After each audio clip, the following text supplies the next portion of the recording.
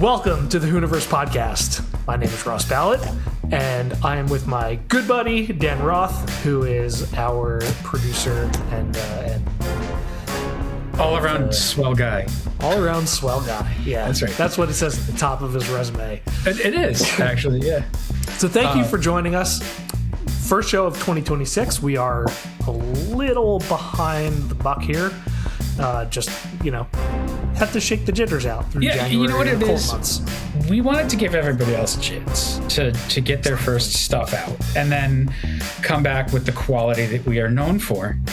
And we didn't want them to feel inferior. Exactly. Yeah. It's all in good nature and the good of our hearts. Yeah. Right. No, but yeah, thank you for joining us. And just to close out, our last go round, thank you for everybody that did tune in and listen and watch the episode with Savage Geese with Jack and Mark did great. How about those Savage Geese? Yeah, they did a good job. That was a great show. Good guys, good show. We had an awesome talk. It's weird, but the cars we discussed, the GTD and the ZR1 and the GT3, they already feel like last year's news. Yeah. Because the automotive industry moves so quickly, especially at the quote unquote cutting edge of things. But here we are. We're in 2026, and there'll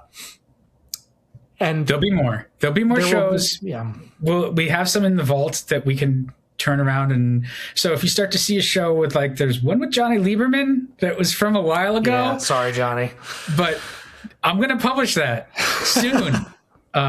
So we'll be talking about press cars from last year. That's okay. They're still. It's not Johnny's fault. It's just it's a time machine. That's all. We're having fun with temporal relations, which sounds. Yeah. Speaking of time machines, the reason that we actually decided to put out this show ahead of an episode with a very special guest who will be coming in the next few weeks is our good friend Robbie sent us an Instagram. I think it was Instagram, but Buick published an ad spot, a commercial, if you will, that is it a 15-seconder? Yeah, I think it's like a reel, and it was short. It was real irrelevant because the first half of it, or probably the first 3/4 of it, is just perfectly immaculate GNX. Yeah. Black GNX on a podium, spinning, showing all of how awesome the GNX is. Yeah, it started off with such promise. And then the mic drops. And the camera comes out of the TV and it turns around and it points at the Buick Envista, and that's honestly the biggest fault and biggest problem with not just this piece of media, but with their current lineup, is that as much as they're trying, completely forgettable. I mean, look, I don't have a problem with the Envista. I think it's probably fine.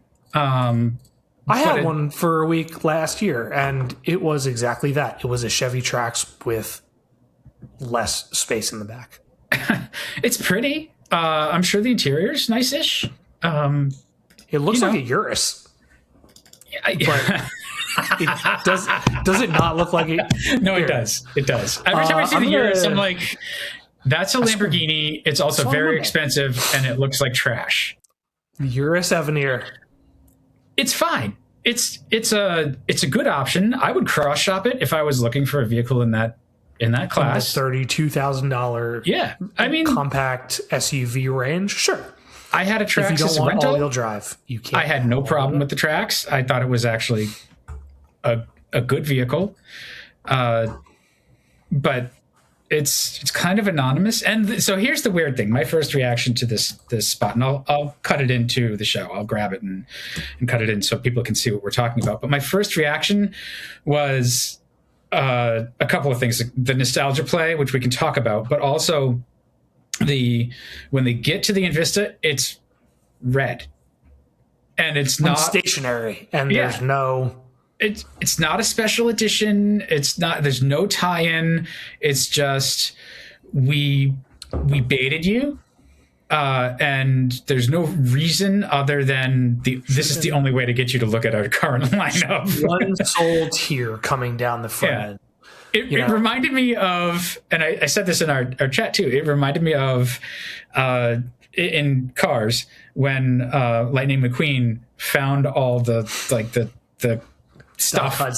Doc Hudson stuff. Yeah. Like the GNX is Doc Hudson, and like it's a red and Vista. I just like watched it was that just with like my older daughter, so it's it's so good. It doesn't. I mean, it sucks, but it's also it doesn't suck. It's. Have you seen Tangent? Have you seen the Pixar story spine? Once upon a time there was, and every day they, until one day, and then, and you get to the payoff. That tracks. That actually really does. That's the story spine. I haven't seen every Pixar movie, so I can't attest to that. But yeah, they all follow it. It's great. But it's a good movie. It's a good movie, yeah. There are moments that are excellent. There are moments. You have the Rascal Flatts cover of the Don Cochran song, and that's good. Their cover is better than the original. Not exactly in my. Or Tom Cochran, not Don Cochran. I'm not gonna do politics. Look, they did a great job on that song. They did a great job on that song. That was 20-something years ago. Yeah. Anyways, 10 years ago was the Regal GS, which was actually good, and in black was actually kind of right like not reminiscent, but had that same kind of mojo. Yeah, that understated, like, you don't know what I'm up to, but I'm gonna fuck you up, right? But deal, you know, Buick was not there at that point. And that's the thing. Like, like they're like 10 years behind Cadillac. Like, yes, nobody gave a shit about the 2005 CTS-V. In 2015, the CTS-V was. Like, it was an M5 or a CTS-V. That machine, that thing was a fucking death killer weapon. Yeah. But this wasn't even a special edition Envista. Like, it was just an Envista. Like, there's no tie-in, no reason. It was like, okay, and the GNX, I get, like, it's culturally, people are more aware of it because of the Super Bowl last year and just like that album and all that. Like, I get the Kendrick stuff. Yeah. Yeah. Right. That was Kendrick. That was, yeah. Okay. Yeah. But other than that, like, there's no reason. And that bothered me. It was on it. Yeah. And it just, and it was a GNX. And it was GNX. 800 GNXs ever or something. That was not. There's at least 800 Envistas in rental fleets in Massachusetts. Yeah. Maybe not Massachusetts, but you know what I mean. Yeah. But it also brought up in conversation.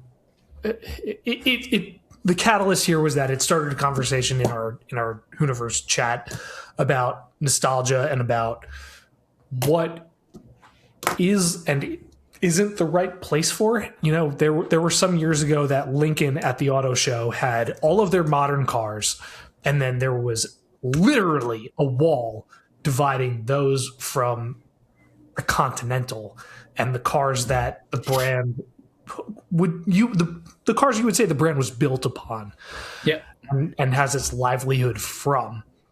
And you know, it's difficult as somebody who's both a consumer and quote unquote in the media to try to understand what this rationale becomes. I mean, in 2005, that era, the Mustang came back as a retro futuristic thing after we saw the PT Cruiser and the SSR and the HHR and all, all of that stuff. And it really makes you question what the place of nostalgia is in the modern automotive market. Well, so nostalgia is an interesting word. It's not actually that old of a word, but it was initially meant to describe a disease, like a mental disease. It's two Greek words sort of smushed together. Nostos means homecoming. Algos means pain, grief, or distress. So it's kind of like, the morbid longing to return to your home. or so it's that. And it was so it's like homesick almost. Yeah, and that's really like it came out of armies, sort of like it was that description of people who were in like in the Civil War. It was a kind of a medical diagnosis as well. It's just like that homesickness, that desire to be home, and now it's gotten sort of translated more now as just like a. Nostalgia it's not necessarily. It's just longing for the past. Bad. It's like, hey, that's cool. But in reality, nostalgia is where schizophrenia and homesickness meet. Yeah, exactly. Well, and it's like it can be really corrosive because what happens with memory, like the actual the way your brain works, you forget the bad stuff, you remember the good stuff. Exactly. Unless the bad stuff was like really, really. Well, there's bad. recency bias, and then there's the ability to shove all of the shit away and think about only the good, and that's why you look fondly upon a car that was horrible, but you loved it. That's why everybody loves the fucking GNX when it was a G body. And let me tell you, G bodies were garbage. They were the 1970s version of the 1960s car that was sold until almost the 1990s. Those things, the metric GM chassis, it was such a pain in the ass to work on because it was like it was the big cars shrunk like 3/4 scale. You couldn't get at anything. It was like, and I know people love them and they made a zillion of them. Just they're not good cars. The GN and the GNX, like they're fun and all that, and like all the special versions, like the Monte Carlo and there was a 442 Olds and stuff as well. Like, fine. Isn't that the same thing that they did with the Fox body though? Isn't the Fox was different? The wasn't Fox, it also a scaled down? The Panther was scaled down. Because the Panther is like the full frame car. And if you look at like a late 60s Galaxy and a Panther, there's a lot of similarity in the design. Like the fuel tank is even kind of in the same orientation and stuff. The Fox was different. That was like Ford deciding they wanted to copy Mercedes and Volvo in the early 70s. That's unibody, and it's got McPherson struts and stuff. Oh, okay. Well, obviously I'm way off base here.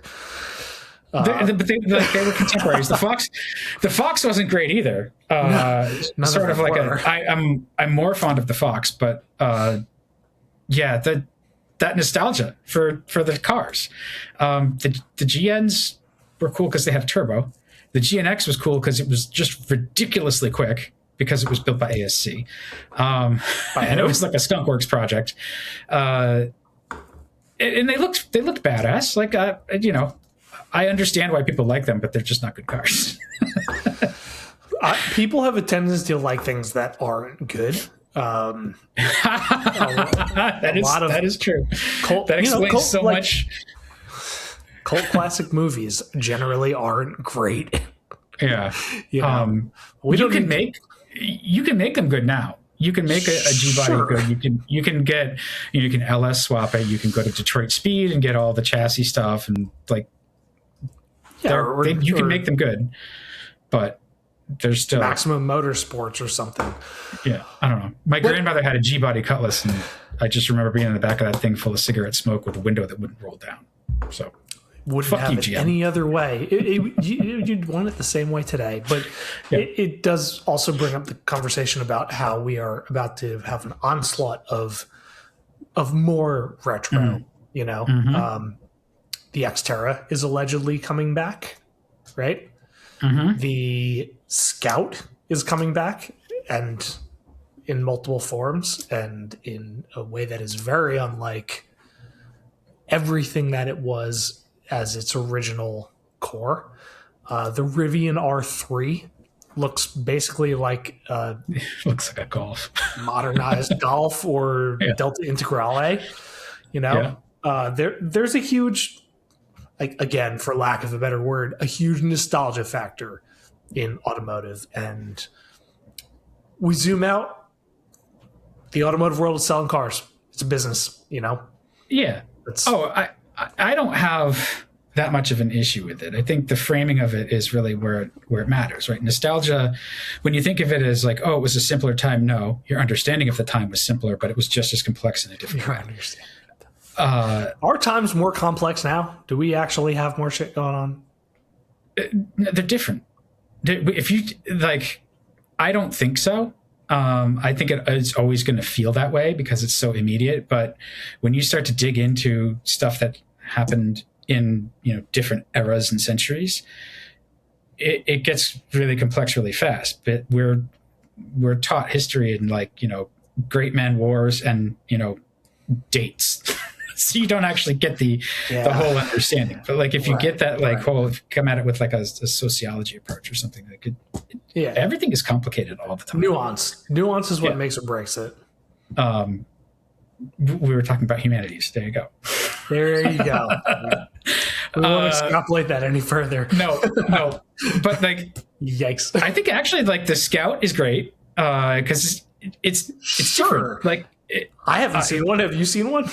In pictures. Has anybody that doesn't work in a plant seen one? But look, nobody's seen a Slate either, right? Like, except for the one that they keep moving around. Or the one that was on Leno recently? Yeah. That's it's like they'll get there. They'll come out with some cars. People will see them. They'll get in the hands of testers.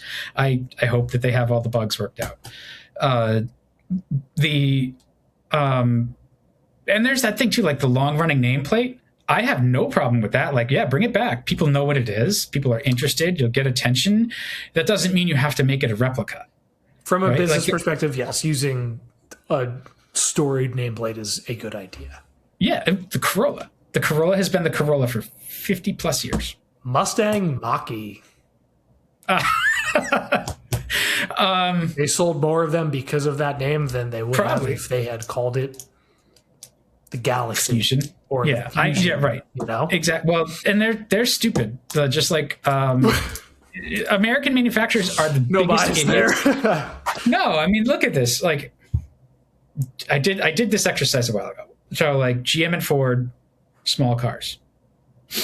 Corvair. We tried that. Nope. Besmirched the name. Nova. Okay. Nova lasted a while. Nova lasted despite its name. The 80s, and then they brought it back as a Corolla, the Nummy Novas. The Chevette, one generation. Vega. I forgot Vega. One generation. They tried to completely reinvent the automobile. Yep. One generation, and then they were Cavalier. Like, nope, no more Vega because we fucked that up. Yep. So Cavalier, Cobalt, Cruise. Yep. Why'd they rename the Cavalier? Cavalier was around for 25 years until they called it the Cobalt. That made no sense. Yeah, probably. Yeah. And the Cobalt, I mean, it sucked, but it didn't suck for the time. It sucked less than the Cavalier. That's a low bar. The Cobalt that was rad. Oh, yeah. Yeah. That was the like Delta. The start of the Nürburgring fascination was like in that era where, you said the front wheel drive Nürburgring record. Yeah, no, it's formidable until it started to rust. Which all of them did. If you see a Cobalt in good condition, ask the owner how. Yeah, and that was the funniest thing was they were like, yeah, this isn't the J body, it's the Delta. It's all new. It's so much different. It's so much better. We dissected Volkswagen bushings to see how they did stuff, and then they came out. And the first Delta was the Saturn Ion, and you're like, what is that? A fucking Studebaker? What the hell? Wow. Looks like it's made out of recycling bins. That was part of their pitch. Yeah. It was weird. And which also Ion Redline. There you go. Yeah. Look, HHR SS. HHR SS panel wagons are going to they'll be worth double their original value by the end of this decade. Yeah. Well, there'll be like 3 left, so. That's also true. And Ford did the same thing, right? Ford small cars. You had, you had Falcon, which was their compact, that lasted until 70, and then it was Maverick, and then Pinto started. One generation of Pinto, so you got to Escort. Escort lasted a little bit, a couple generations, and Focus. Then Focus, which they recently killed.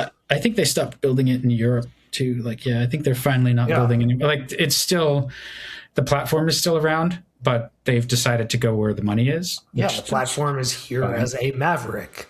Yep, a Maverick and an Escape, which is getting killed, I think. Which is, hey, at least it's not here as an Eco or Eco Sport anymore. Right. Whatever you want to call it. But, the whole point is, though, like, Corolla has been a Corolla forever. Even though, obviously, It's been on a bunch of different platforms, like, that's a known quantity. People know what it is. And you can trade on the success. You can trade on the name and the recognition. It takes so long to build a brand, and they do it every fucking time. They're like, we're going to introduce a new model, and you're going to have to get over the first 2 years of what's that? Like, what are you doing? Even if it's a car that had a bad rep, like the Vega, fine. Then be like, hey, we fixed the Vega. Oh no, the new Vegas are great. Like, see how that works? Like, people have shorthand. They know what it is, and then you can. The general buying public wants evolution, not revolution. Yeah, and that's what it comes down to. So we're a little off track from nostalgia. From that Buick shit show. I'll be interested to see what Lincoln brings, because like you talked about, like they showed the old stuff when Lincoln was trying to position themselves in a much different way to their, like, they got close. Here's our Fusion with door handles. They had a Continental. Yeah. They had a Continental with that car. They lost so much money on that car. It doesn't matter. They're awesome. Do you ever see them without livery plates? That era Continental, what was it, like 2015 to 19? Something like that. It was so expensive. No, I've never seen one without livery plates. I've seen like two without livery plates. Always some corpse. They were good looking cars though, and they were actually nice. And the ones with suicide doors were coach built. Awesome. Those are the ones that they should have mass produced that and sold them for 170 and stretched wheelbase like 8 inches. I no argument. I like the big swings. But yeah, I mean, what else are we having for nostalgia coming though? Like we covered the Scout, which would be interesting. Rivian, their design, like good design is timeless. Montero. Right? Did I read that? Right there's supposedly spy photos of Montero. Okay, is that like one of the like not for here Mitsubishis that is based on? I don't know everything. I could be off base. We'll have to get Jeff DeWay in here from the inside of his 35-year-old Montero. Yeah, I think my son saw one the other day and he was like, "That's cool." I was like, "Yeah." But the Xterra is allegedly coming back, which good. They need it. I don't have any problem with the Frontier. I think that's a good truck. Have you driven one? Yeah, I've spent a lot of time and put thousands of miles on the current gen Frontier, and I really like it. Yeah, it's a good truck. I like it better than the Tacoma, which is also a good truck that I don't like, but not a bad truck. I just don't like it. I would probably buy the Tacoma, but I think I prefer the Frontier. I think my favorite right now is the GMC Canyon. I hate that engine. I haven't actually driven one. I just think it looks great. I've had like probably 5 Canyon Colorado press cars, and that engine transmission, the way it's calibrated is not good, and okay. Well, there's other stuff that I'll tell you about offline that I shouldn't say for the greater public's consumption. Okay. But yeah, we have we have like 10 to 15 minutes. So you want to? Hey, let's talk about press cars then. Press cars. Yeah, you had a bunch. I had none. I'm driving a Ranger. It gets shitty mileage. I've had some. We'll talk about 2. BMW i7 M70, which is. Okay, i7 M70. Make of. Wait, can you see that or not? Yes, I can. If that's actually sharing. I can see it. It is. Dan and I have been doing this Riverside thing for a year and a half now, and we're still kind of trying to figure it out. Yeah. So it's. What did you think? It's a good. This is like the trope of tropes and the cliche of cliches. It's a good thing you don't have to look at it when you drive it. It's not pretty. You don't think it's pretty? No. It's imposing. It is It's large. I agree with imposing. I think that car has presence. Every 7 Series I see is just like it gets my attention. Definitely has presence. I don't know if it has staying power. It already feels like the styling came and went, honestly. And inside, I don't have a picture of it that I can share, but it has the screens on the doors for you to control everything, and it's got screens galore in the front. And this one was like 194 grand as it was equipped. And it's electric. This is an i7, not a 7 Series. And say what you will about an electric full-size sedan or whatnot. This is the most comfortable car I've ever driven. Okay, why?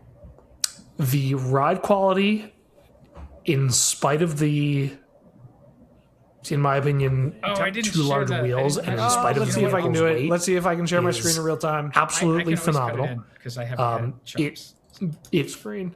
The roads here are horrible. There's been so much snow and so much change in when I had this car, there was a lot of change in temperature.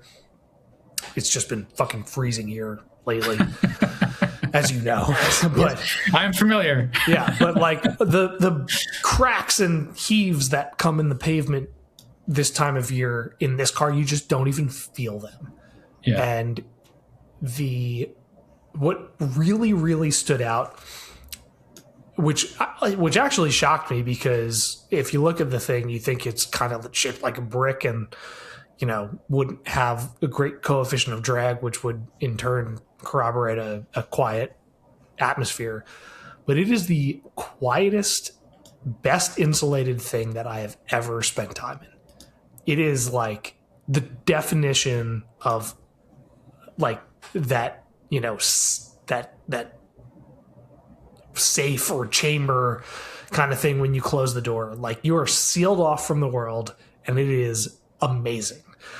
And BMW won't want to hear this, but I can almost guarantee in about 5 years you'll be able to buy one for like 25 grand, because electric sedans depreciate terribly and luxury sedans depreciate terribly, and put 2 and 2 together, and this is recipe for setting money on fire if you buy one instead of lease one. Yeah, especially like high-end European luxury sedans that are electric. Like that's the residual all the pain money can buy. To be like 30%. Yeah, but it is phenomenally quiet and comfortable. And I mean, to buy something like this, you have to have kind of no care for money, because it's not the most practical thing. It doesn't have the best range. It's not the best. What were you getting out of it for range? I don't know, because I was charging it like at every opportunity I have. Yeah. Just because we have one charger, and I talked about the charger that we have. We have this great charger from a company called Grizzly, Canadian company, and we plug my wife's car in overnight. So I would like drive it, and I'd come home and I'd plug it in and then move it so she could charge. So I can't attest to the range. But yeah, it's hard to say something is worth almost 200 grand when it's not going to be worth anywhere near that after the first 2 months. But if you're buying it, you're getting what feels like $200,000 worth of comfort. Okay, well, I mean, that's good. I struggled with the price. Dude, me too. That's a goddamn big number. Yeah, and it's an understated car. I think it's interesting your comment about the styling, because right, like your first glance, you're like, well, that's very modern, and then you look at it and you're like, actually, it's quite conservative, which is why I don't think it's ever going to look dated, but it's paint does it favors in this instance, because you don't see those gaps between the headlights and the fog lights. Yeah. Okay. Yeah. I can see that. It like if you strip away sort of the the nose and the grille, it could be any sedan from any era back. If you get rid of the front of the car, yeah, it is. Yeah, right. Like, no, I mean, it's great if you don't look at it. Which is why I preface the whole thing by saying it's the cliche that, you know, it's great if you don't have to stare at it. But like, honestly, the weirdest thing about it is just the lights, and they're not even that weird. And the large intakes under the lights for either cooling or the air bubble around the tires or whatever they do. And it has like active grille that opens and all that stuff. Where were the screens on the doors? I'm just looking at. So if you're sitting in the back seats, the back seat, yeah, in the back seats, not in the driver. No, but it does have the automatic doors, the power doors for the driver, and for all four of them, which work great 80% of the time. The problem is if you're in any proximity of a snowbank or yourself, if you're positioned like a quarter of an inch too far to the side, it just won't open, you know? Wow. So. Gosh. Oh, no, you have to open the door yourself. Right. We made something very complex and expensive and heavy and failure prone to solve a problem that didn't exist. Well, they have to figure out what luxury items people like and don't like by doing it. Let me tell you, I appreciate luxury. I will spend more for luxury. I don't think automatic shit is luxurious. I just want it to be made that you can look at it and you can geek out about the quality of the product, the careful design, the ease of use, the longevity. Like, that's luxury. You're not the general buying public. The general buying public thinks that the more tech, I don't have to tell you this. You live this life. You know all this stuff. The general buying public thinks that luxury is more. Why does tech equal like screens and computers either? No. Like that's not. It's cheaper. Tech. We've established this. It is cheaper for an automaker to put a screen in the center through which you control your radio, your HVAC, all of your vehicles. Right. This is the plight of the current Canyon in Colorado. Why everybody complained about the headlights getting moved to the center, because they were able to eliminate that switch and save 30 cents per vehicle and put it in the screen. And guess what? When you're making 300,000 more than 30 cents per vehicle, though, right? Because it's left side, right side. That's a global truck. That's two parts you have to inventory, two different harnesses, et cetera. Yep. Like it compounds when really you quick. Build 400,000 of those a year, or whatever that number is. It's an enormous savings, and that's why the automakers love this era of technology, and why consumers just outside of warranty, when the updates stop flowing through, will be absolutely infuriated. Yeah. I get that wealthy people are so bored and out of touch that they buy stupid shit. Technology is not a mechanical Turk. Okay, that is a parlor trick designed by a charlatan to extract money from you. Like, that's all that is. Yep. I really wonder, I mean, I guess it's just the regular 7 Series, right? Like, what this car could be if it were a little bit more normal. I don't have any problem with the electric powertrain or anything. Like, I think that's great. Except for, it's like, do you really need to go 0 to 60 in 3.5 seconds? I don't think you do.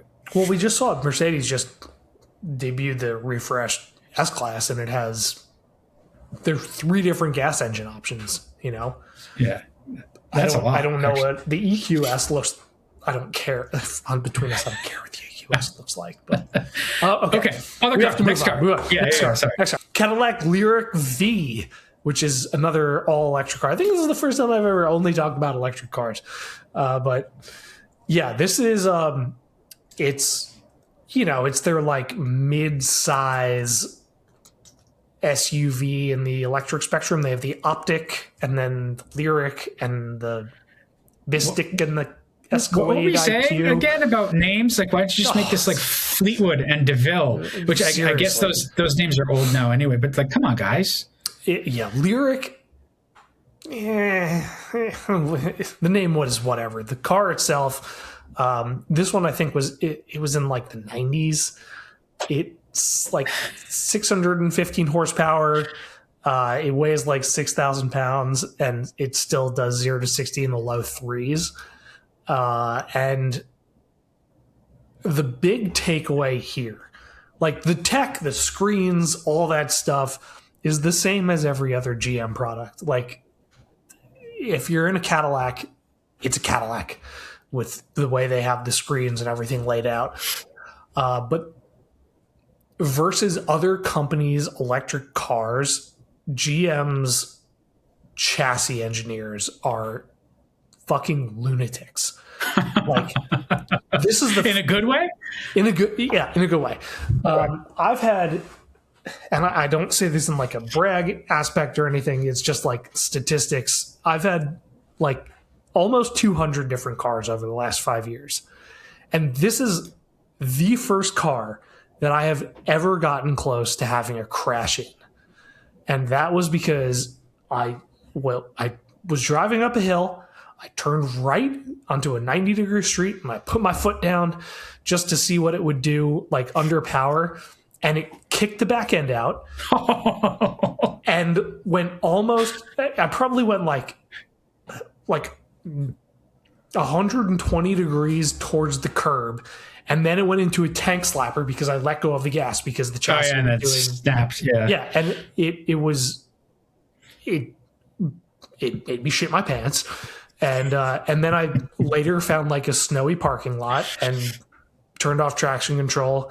And this is the first actual electric car that does things in a way you would expect a conventional car to do.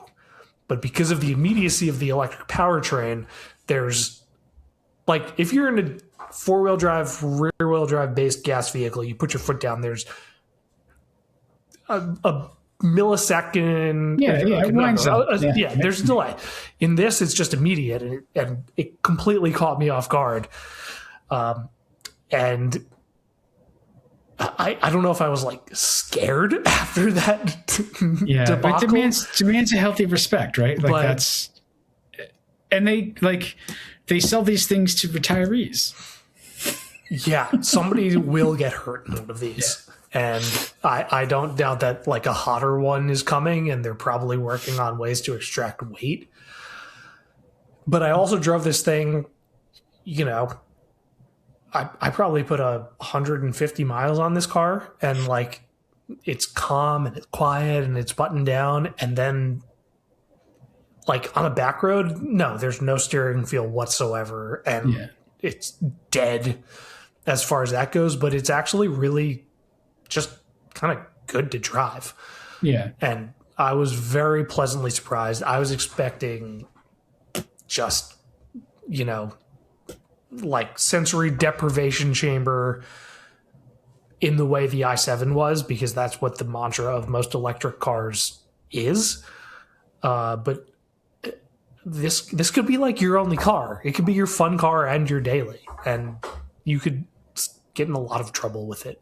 Yeah. I think from everything I'm hearing, like it's a good Cadillac. It's a good Cadillac. It's a good V. Powertrain. It's a good V. I think it looks kind of plasticky. It's very plastic. And the whole front end is plastic. Yeah, it just like it looks cheap because it's overstyled. It won't make it any less expensive to repair. No. I do actually. I love the interior. I hope they have more colors than black. I think there's a white or beige. I mean, it's Cadillac. There has to be a Florida color. Right. You're not doing black on the interior of Cadillac in Florida. But like conscious. That was the thing was like Cadillac, especially in the XTs, which this isn't really an XT, but even the ATS and stuff, like they had one color and it was black. And like that's a huge miss. I get that it also allows them to undercut some of the other competitors with we have one color. We have one part for all of those pieces. Yeah. And they had to put the little Cadillac vertical taillights in as like a reflector element or something in the back. Like, I get what they were doing, but it just profile, if you look at it, it's dumpy. There was a detraction in practicality. There was a choice they made in what the shape of the car was, and it was style forward. And that's what they chose. Yeah. What I can say is it has an onboard 0 to 60 timer. Yeah. And in the cold, on a closed course with the professional driver, it did, with no prep and cold tires, it did a 3.2 to 60. Yeah. Which is it's faster than the BMW. Fast. Yeah. Like, that is a serious... It really also brings us into a conversation that we should have in another show about